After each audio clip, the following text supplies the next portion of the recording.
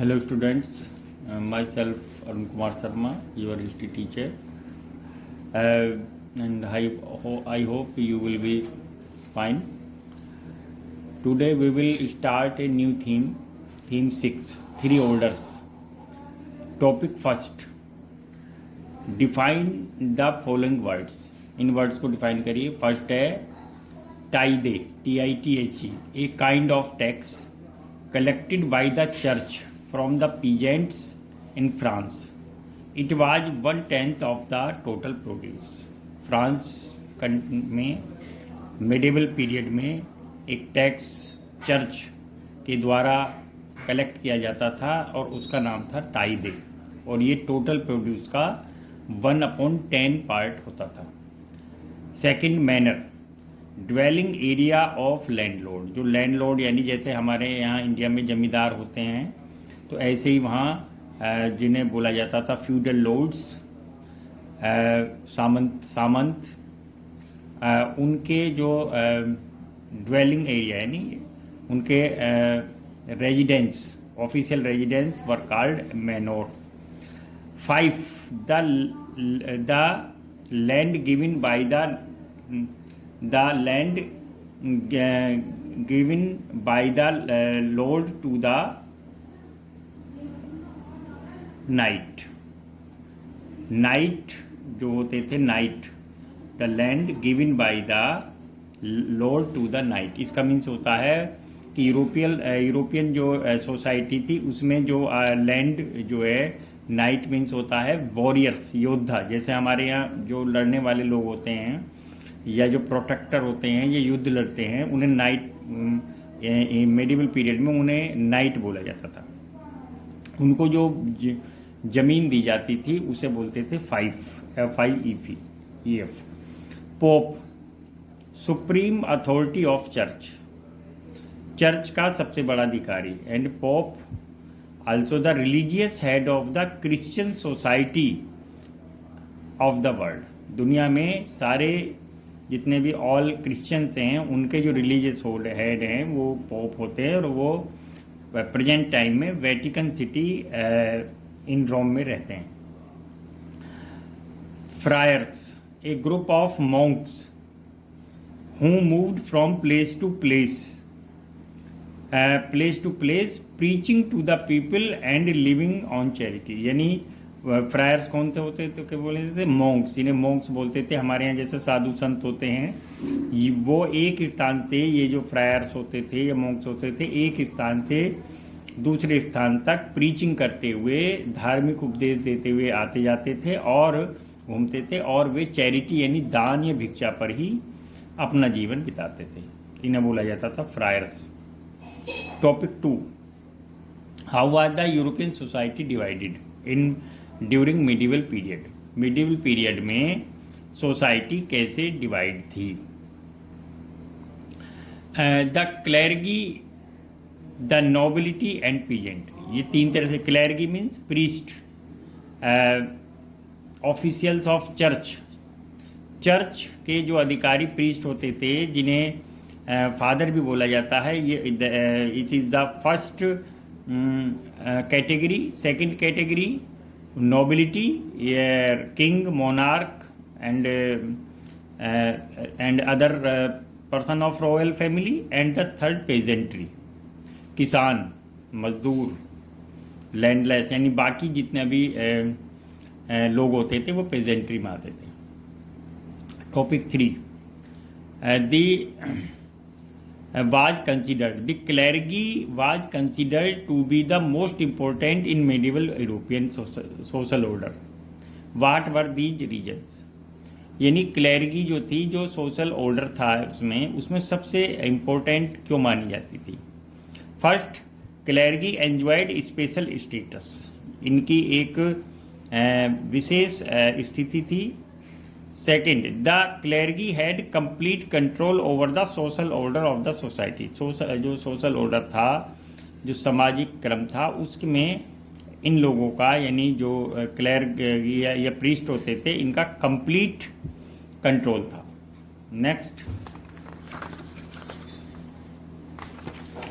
nobody could disobey their order, उनके order को कोई भी उल्लंघन नहीं कर सकता था, उसको मानना ही पड़ता था, और अगर कोई करता था तो उसको पनिशमेंट मिलता था।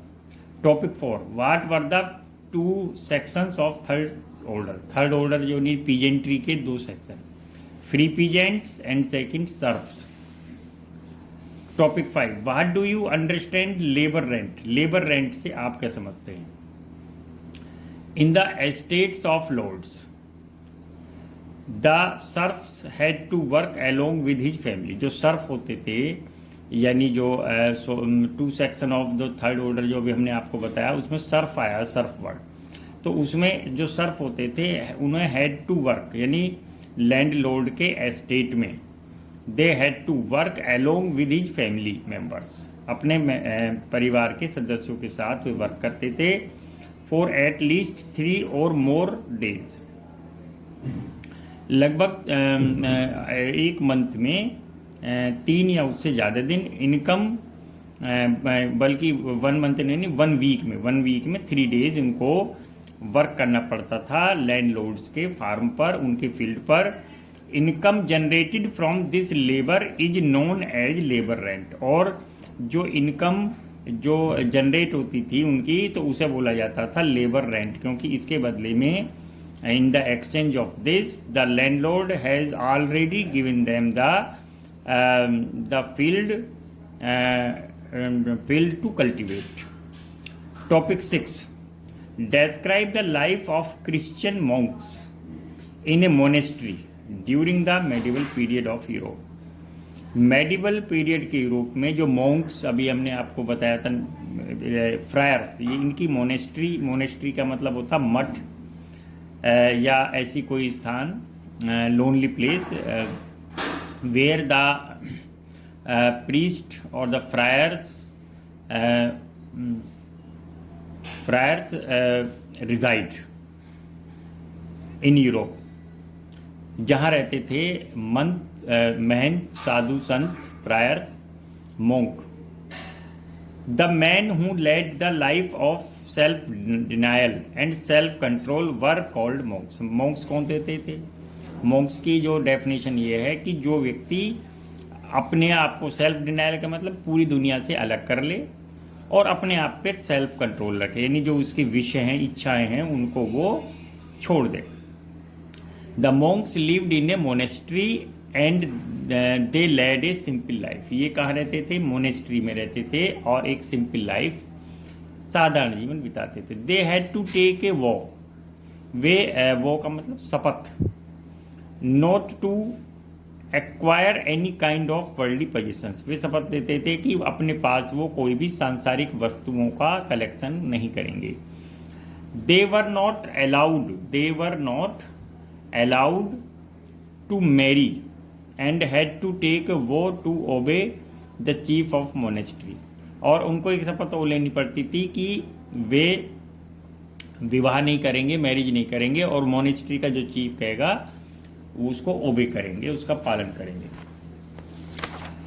There only mission in life was to pray and preach and spread moral teachings among the common people. उनका एक जीवन का एक मिशन या अभियान, लक्ष्य सिर्फ एक था कि that to pray and preach, प्रार्थना, और प्रीच मीन्स धार्मिक शिक्षा देना, and to spread moral teachings, और जो नैतिक शिक्षाएं हैं उनको कॉमन पीपल के बीच में स्प्रेड करना, फैलाना।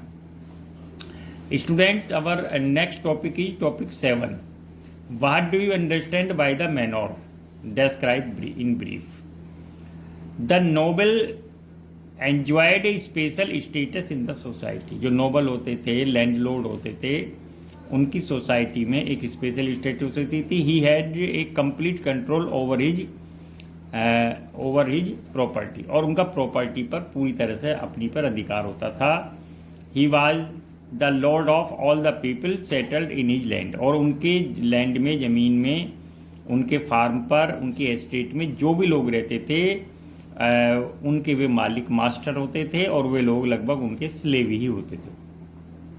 ही occupied vast tracts of land which had its own dwellings private fields and pastures. उसके पास वास्ट ट्रैक्ट्स ऑफ लैंड होता था, बहुत अधिक यानी piece of land, which had its own dwellings, और जिसमें वे खुद भी रहता था। प्राइवेट फील्ड्स और पास्चर भी होते थे, अपने खुद के फील्ड भी होते थे, और pasture means grazing place for the animals होते थे।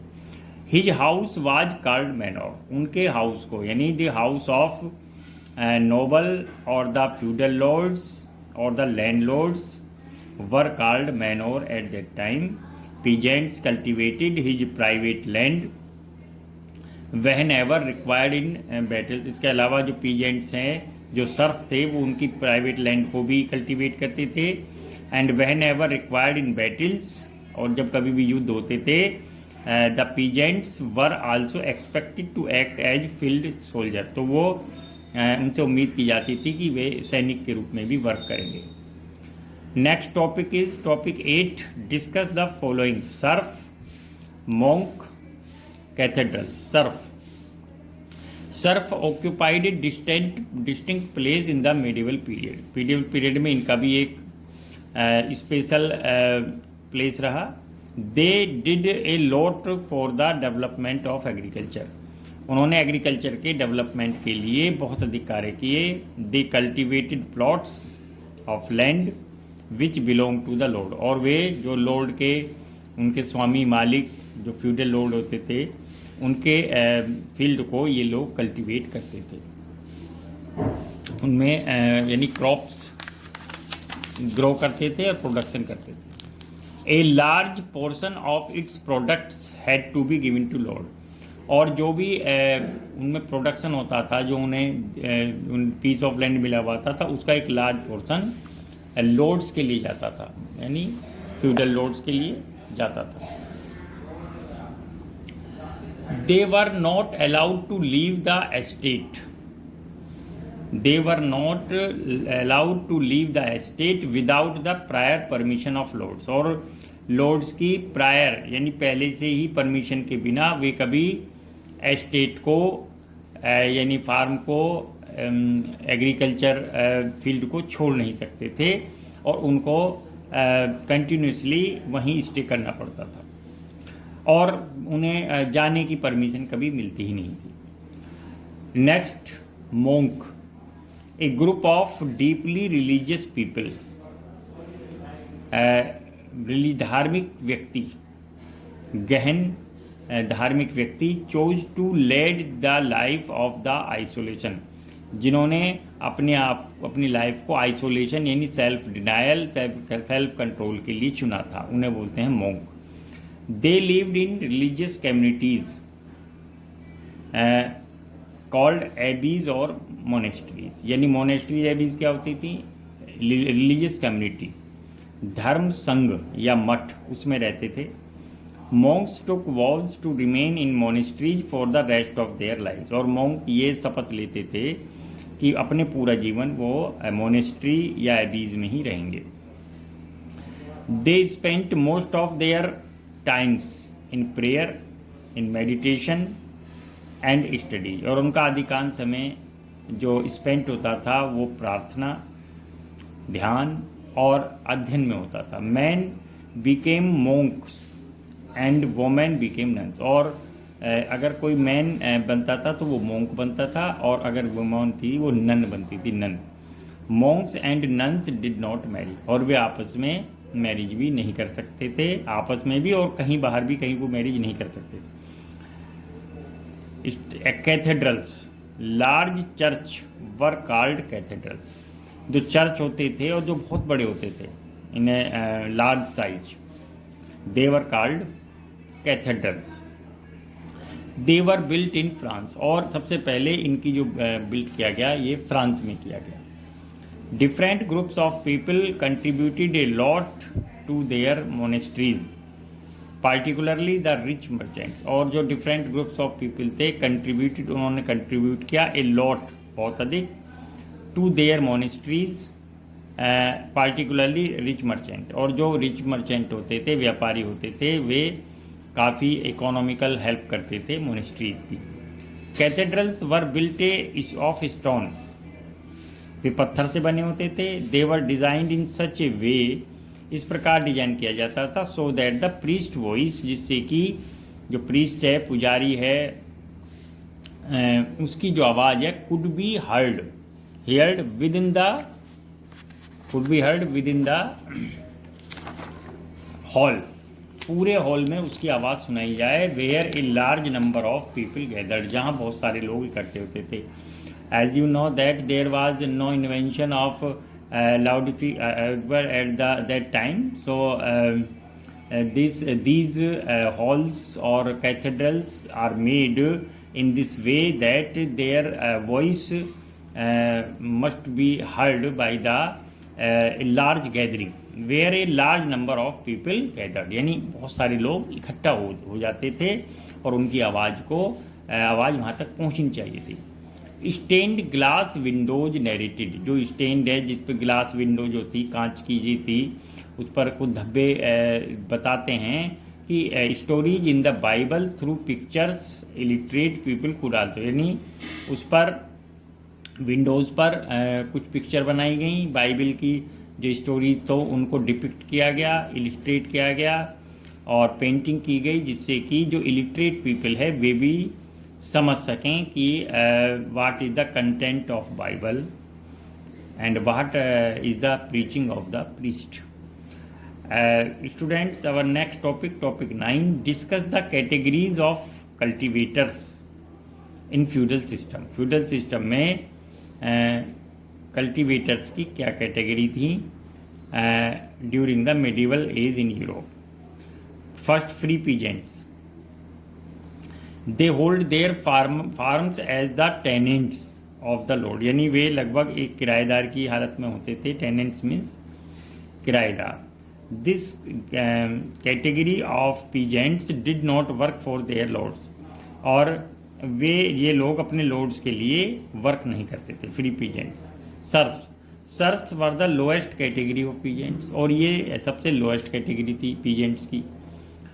They had not only to work on the fields of their lords, वे केवल ना अपने लॉर्ड के फील्ड में, खेत में ही काम करते थे। And gave them a part of their produce about